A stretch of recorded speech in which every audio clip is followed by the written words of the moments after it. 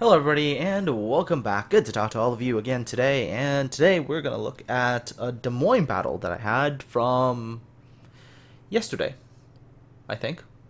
Could be day before, but no, I think this was yesterday. Anyways, so I'm going to talk about this battle in particular and talk about sort of the thoughts and the strategies and things that went into it.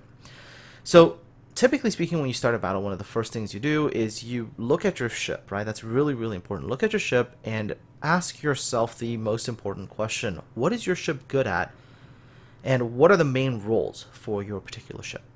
So let's take a look at the Des Moines. And let's go over things that the Des Moines is good at and things that the Des Moines is probably not very good at.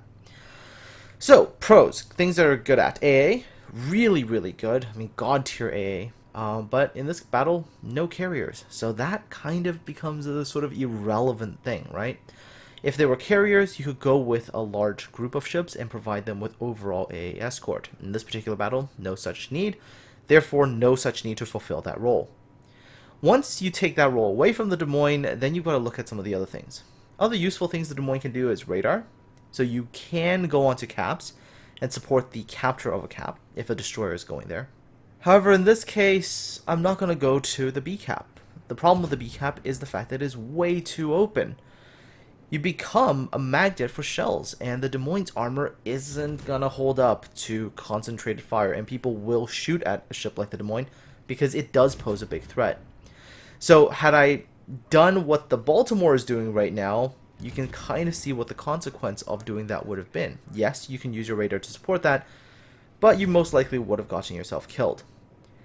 Looking back on this battle, I should have probably engaged that Benson instead of the Baltimore in the distance. Again, you know, the Des Moines AP to further range, it is not the most comfortable shot. So I think I should have actually engaged that Benson, but I didn't. And that will actually have some repercussions on this battle for my team. Because the destroyer that we have, well, he's not really going to be able to deal with a Benson comfortably. I think it's a Shimakaze over there. So he's not going to push on, and both A and B caps are going to fall to the enemy team. Thus, for my team, the C cap is pretty much going to be the only cap we can really go for at the early stages, unless some of our ships decide, especially the ones that seem to be coming over from the A cap, decide to maybe group together and go for the B cap. Alright, so in this kind of scenario, what can the Des Moines do, right? Again, think about your armor protection, not the world's best armor protection, and you don't really have the world's best arcs. Trying to play maybe a Hindenburg role or like a Moskva role, it's not really going to suit the Des Moines that well. The Des Moines is very, very good, however, at playing sort of like those old forts on the Bastion map. So what you do is you find a very, very good spot for yourself. Basically a spot where you can sit behind, be reasonably safe, but dish out a ton of shells against the enemy ships. And part of what this will do is this will kind of suppress them. It'll make it difficult for them to try to push onto something because they're going to be taking a lot of shells, getting a lot of fires. Now, unfortunately, my initial position was not a very good position at all. If you look back to where I first was because of the engagement against the Baltimore, I was stuck behind an island that was way too tall vertically. And this is the other thing as well. You really do have to know your maps. And, you know, you really have to go around, look at the maps, and go, at which spots can I go with certain ships that I'm allowed to take cover behind and effectively lob shells over. And that previous spot just wouldn't do it, right? Because this huge island thing sticking out and just blocking most of my shots. So instead, and there you go. There's the Citadel from, I believe that was a Missouri from like 20k away. Just one of those Citadels you just take every once in a while. Alright, so I shift over a little bit and take a look at this different spot. And in this different spot, you'll notice that the terrain can offer some degree of protection, but at the same time it will not block my shells.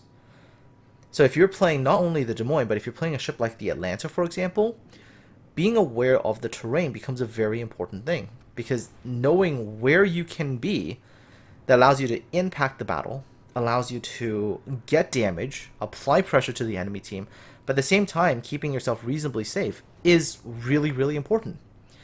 And so, here I am. I'm going to sit behind here, because I'm looking at the minimap and I'm seeing, yes, there's a bunch of battleships over there, and I've got a clear line of fire to them. And at the exact same time, the enemy battleships are gonna, generally speaking, find it hard to return fire, because I'm not actually going to be spotted, and they're not really going to get that locked-on assist. Sure, they could probably, maybe lob some shells my direction, and maybe they might get a hit or two, but it's probably not going to be devastating, which is the thing that I'm trying to avoid anyways, right? Anyways, with the enemy battleships still hiding behind the island, I decided to take a pot shot at the Benson, which does get killed off by the Baltimore. The Benson was just low HP, so I figured, why not? Just throw something in that direction, and who knows, maybe you get lucky, right? Alright, enemy team's Ibuki comes out, and you can tell, at slightly longer range, like 15-ish kilometers, it's, the shell flight time, it takes a while. And it's not all that easy to really land good hits against a target that's moving and, dodging and everything with the Des Moines. And this is kind of the reason why I said I'm not really a huge fan of the Des Moines playing more that like distance fire support role that you might be able to do with the Hindenburg or with, ships that just have better arcs. The Des Moines is much better as, like I said, a bit of a fortress. You pick a good spot, and then you make it really annoying for the enemy team. Right? So my battleships are kind of here, at least I think I have like 2 of them here, and the enemy battleships are right there. And so as you can tell, I'm able to lob shells over, and you can see there's no spotting. And of course, because the battleships over there are basically in a very, very slow forward or backup motion, even without the target lock, I'm still spamming it into the area, just hoping to hit something and maybe setting a fire. But of course, once something does get within range of my guns, I will lock onto them and start shooting right away. I'm actually locked onto the Kurfürst. I think this is just a little replay bug where it's actually locked onto the Bismarck, but I'm actually locked onto the Kurfürst right now, and that is who I am shooting. And as you can tell, the Kurfürst, well, he's not really going to push right now.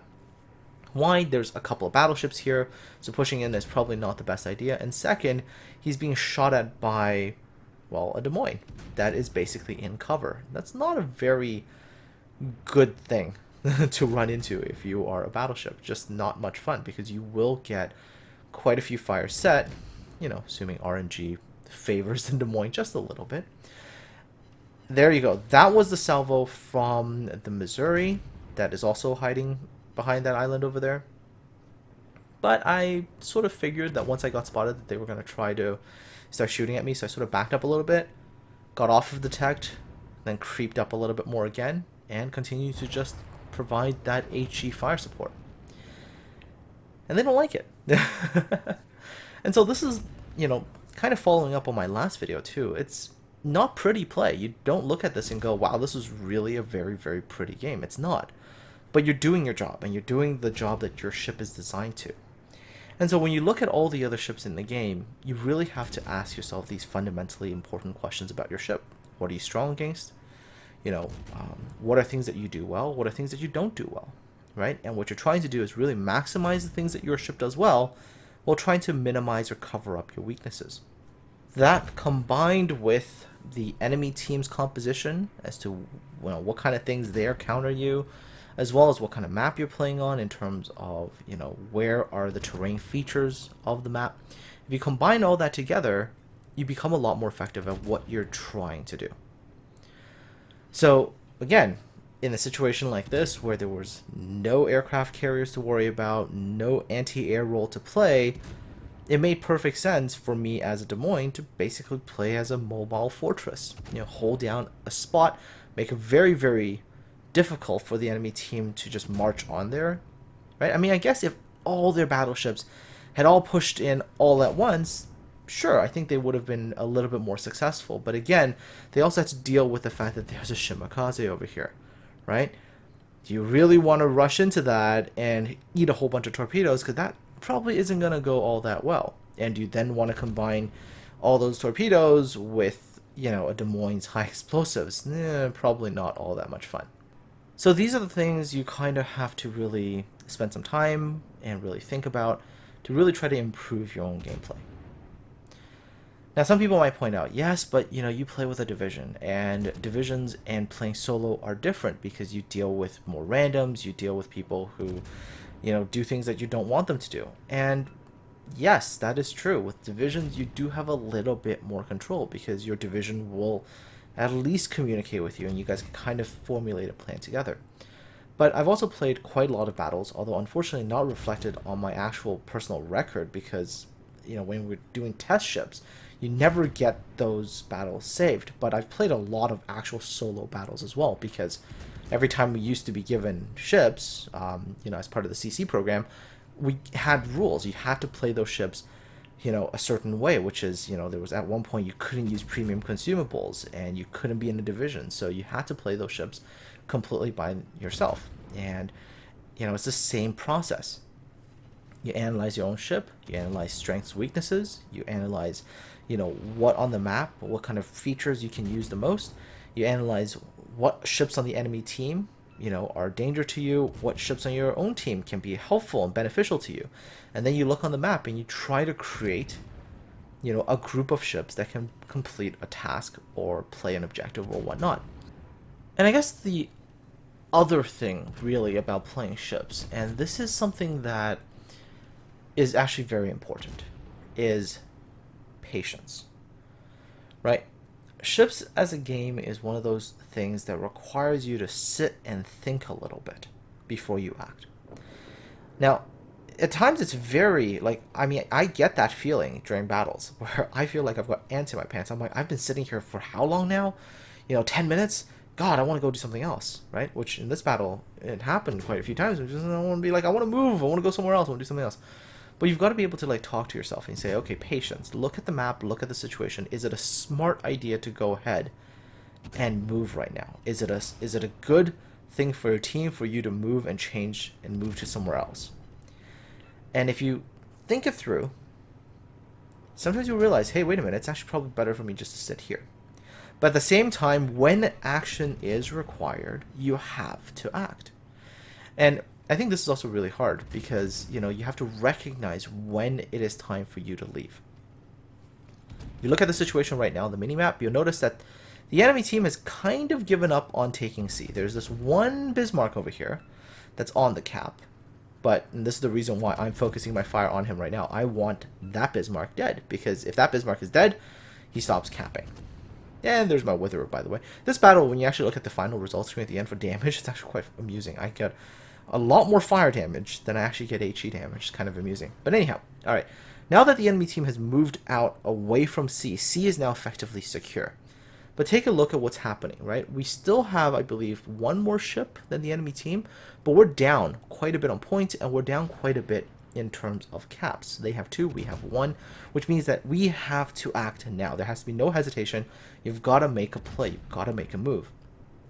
Sometimes you'll see people where the time for making a move was 5 minutes ago, and they're still not realizing that that time for the move has happened. And you really have to really be aware of this kind of stuff, right? Unfortunately, for me, I potato just a little bit. Yep, I am gonna put myself onto an island. Yes, that sandbar is fantastic, and for a split second there, I wasn't sure if I wanted to keep going south or whether I wanted to turn north, and that half second of indecision caused me to turn the rudder the wrong way, and oops. And I paid for that.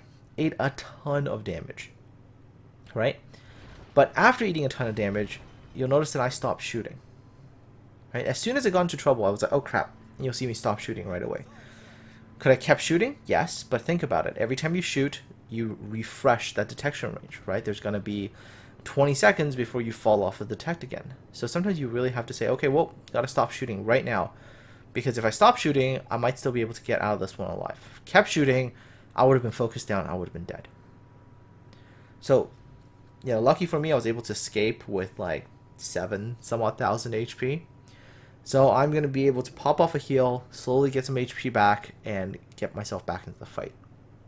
Alright, but now I'm turning around, I'm going to try to push with this team.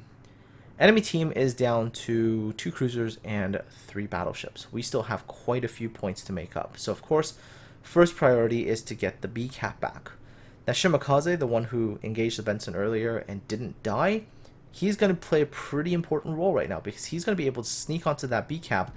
There's not much the battleships on the enemy team are going to be able to do about it because, hey, they only have battleships and cruisers, no other destroyers, not likely to outspot a Shima. So this is the time that I'm talking about, right? Like when the time comes where you have to push hard. You can't hesitate, right? And that's, I think, what really sort of separates the Warships players is the recognition of when to hold, when to be patient, and when to be hyper aggressive and to push with everything you got. And and that does take that thinking to reflect on your own battles. And that's another thing as well. Like, how many times out there after a battle is done, do you sit there and you reflect on it and you say, I wonder what I could have done differently there. Is there something else I could have done? And actually, if you were to do that, you'd actually improve yourself quite dramatically, because you're looking at your actions during the battle and you're saying, I could have done this movement differently, or I could have been a different spot here, or I could have provided a different kind of thing. If you actually start to do that, you start to learn from it. And if you learn from your mistakes, you find out very quickly that you become quite a bit better. Alright, so as the push continues to happen, for the next little bit, not much is going to happen. I'll sort of explain one other action I take, but other than that, the team actually pretty much takes care of the rest of this. And we do actually barely win this. Like, we barely squeak this out at the very, very end. Anyways, as not too much is going to happen for the next little bit, as my sort of involvement in battle is pretty much done, although I do one other thing which I'll talk about in a second. I'm going to give you guys an update on something else. So in my last video at the very, very end, I talked about how, a student that I tutor is getting bullied, and I got a bunch of messages from all of you, some of you talking about your own personal experiences, and I appreciate it a lot. I had a chance to share some of your comments and messages with that student, and he seems to, I guess, feel a little bit better after seeing that, he's not alone in his experiences. And for now, he says he's going to give it another try, right? So that's good. He's going to give it another go. He's going to see if he can join maybe a club or something to see maybe if he can find his own place at school. But I will keep you guys all updated about it because, hey, it's kind of one of those situations that could potentially change again in another week or so, right? I mean, hey, depending on what he experiences in school, maybe he changes his mind again. But I will keep you guys updated. Seems to be going in the right direction for now, and so that will be good. I will try to have content out for the weekend as well, so keep your eyes open for that. Although it's probably going to come maybe on a Sunday, it'll probably be a little bit on the late side there, mostly because, well, I talked to my girlfriend yesterday, and she told me something that happened at where she is staying right now, and the actions of the landlord have, like, absolutely set off my creep radar. Like, there's something there that is just not right. So I'm gonna go and pick her up, and we're gonna try to figure out something about how to keep her sort of safe, shall we say, and also her roommates as well. She's there with a couple other girls, and one of them has, I think, had something happen already, although we have no proof so far. So I will be going and dealing with that. The one other thing I did want to talk about with regards to the battle is you do notice that while some of my ships were going to the south to engage, I actually went north. And I went north for the sole purpose of trying to catch the Yamato's broadside, because the Yamato was engaging the Bismarck, and he was going to try to stay angled to the Bismarck. So my thought was, if the Bismarck can't deal with him, or if no torpedoes went in there, I could be able to get on his broadside, fire a bunch of quick AP salvos, and get the kill. And of course, the other battleship on my team was able to kill off their Missouri with only a few seconds to spare, and we were able to get the point reversal in our favor. And that became the last minute win. There we go, and this is the final result screen here. 155,467 damage. I managed to get 2 Citadel hits on that Baltimore really early on, 11 fires. Also got myself a Witherer. Pretty reasonable battle, 1,831 base experience. I was Second on the team behind the Hindenburg, which had a little bit more, but not all that much more, right? Just a touch bit more. But yeah, overall, it was a good, solid battle. Very effective. Damage-wise, as you can tell, 78,000 damage from fires. Only 56,000 from HE. Normally, I generally tend to get more HE than fire damage, but hey, I'll take whatever I can get. And that's it. In terms of credits earned, after all the deductions, 66,000 credit profit. Not the best battle out there in terms of credit earnings, but hey, it is a tier 10 tech tree ship, and yeah, as long as you're in the positive, it's good enough. Anyways, folks, I hope you enjoyed this Des Moines video. Take care, and I'll talk to all of you again next time.